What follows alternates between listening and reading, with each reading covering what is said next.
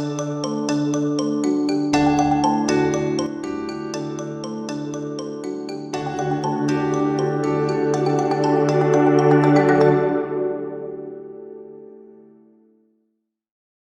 everyone, my name is Annelise Jackson. I'm a 17-year-old girl and I don't use social media anymore. So many teenagers I know struggle with mental health and even suicidal thoughts on a regular basis. And a lot of my friends also spend a lot of time on social media, whether it be TikTok, Instagram, Snapchat, Twitter, Facebook, or even platforms like Tumblr. I personally find that social media has a way of sucking you in.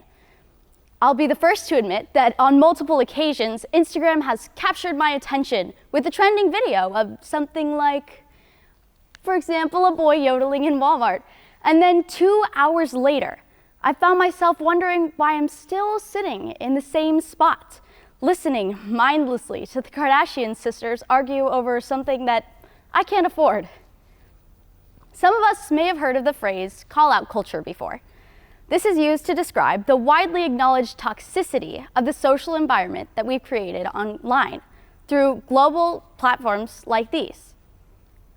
Today, I'm going to share about the prevalence of this call-out culture and its effects on compassion, attitude, and action through political and personal posts.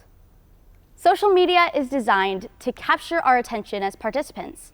Eric B. Preston, a promotional guru, explains that algorithms on social media tend to publicize what people interact with. The more saves, comments, shares, or likes that a post has, the more it will be popularized. This is because platforms make more money the longer their participants spend on them. The more people find interesting and engaging content, the more time they'll spend on that platform, the more money the platform can make from effective advertising.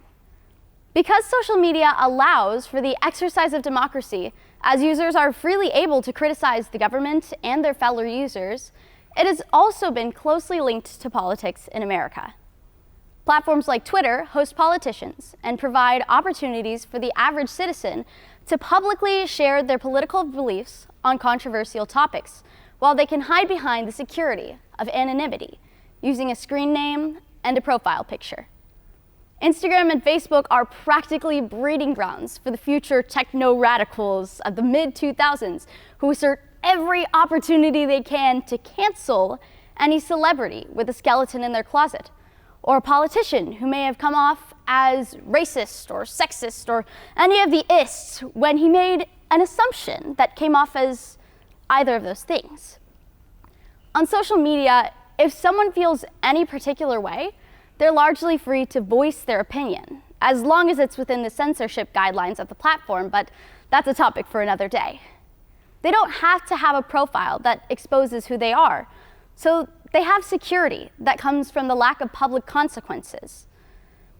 For people who do express their personalities on social media, having them publicized, it can be so easy to feel pressured into conforming to what one interprets as cool.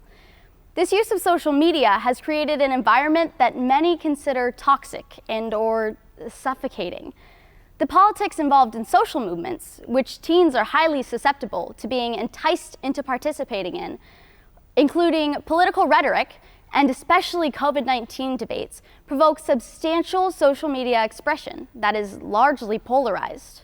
Forgive me for being too weak to absorb it all, but this is the kind of environment that led me to delete my Instagram account almost a year ago.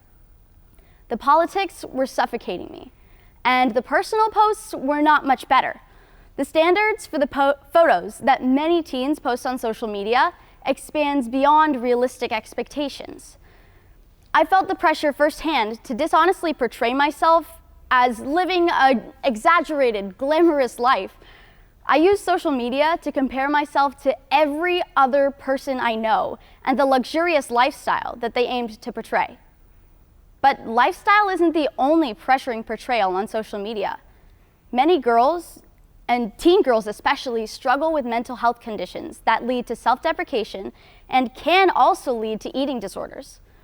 A 2017 study on positive and negative effects of social media on society concludes that social media has provided outlets for youth to encounter media that distorts body image, leading to common conditions like anorexia and bulimia.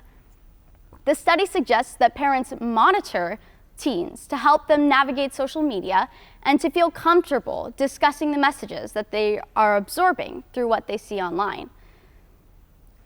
I'm asking you today to think about your own history with social media. Have you ever felt suffocated by politics or call-out culture? Have you found yourself to be more insecure when engaging with social media platforms? And do you think you would appreciate more authenticity online?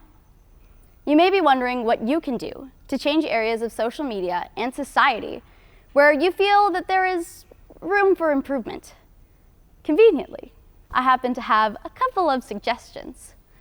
First of all, make an effort to be kind.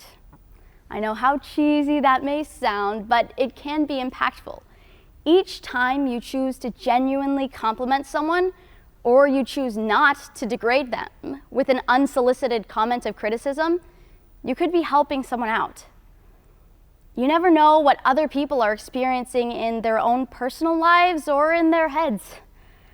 Secondly, be candid in your social media posts. Don't be afraid to act honestly and wholeheartedly. Now, if you choose not to express yourself on social media, that's a completely respectable choice. But if you do, keep in mind the peers of yours that you may be encouraging if you are truly candid in what you share. You may encourage others indirectly to feel more comfortable in their own skin, or even give people a feeling of safety in something that they can relate to realistically.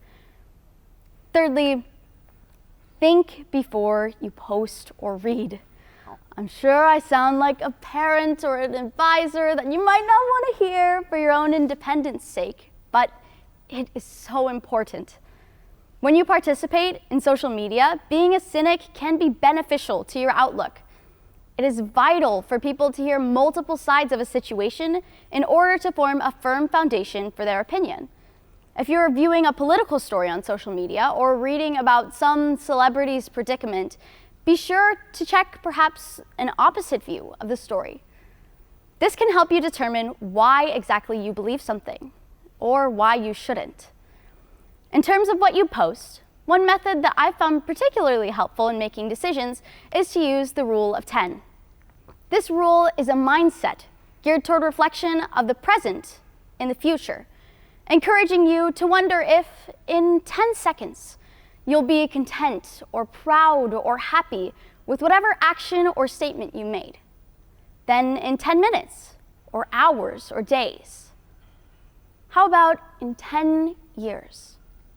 In 10 years, when you're a decade older than you are now, and likely wiser with more life experience, will you be content with or proud of your use of social media and your interaction with our culture today? Or will you wish you had done something differently? What I challenge you to do is to think with a broad perspective. Think of how a simple act of vulnerability or kindness on your behalf may have a great positive impact on those around you. I ask you to leave today thinking, what will I do to have a positive and productive impact on the world around me? That's an idea that I thought was worth sharing. Thank you.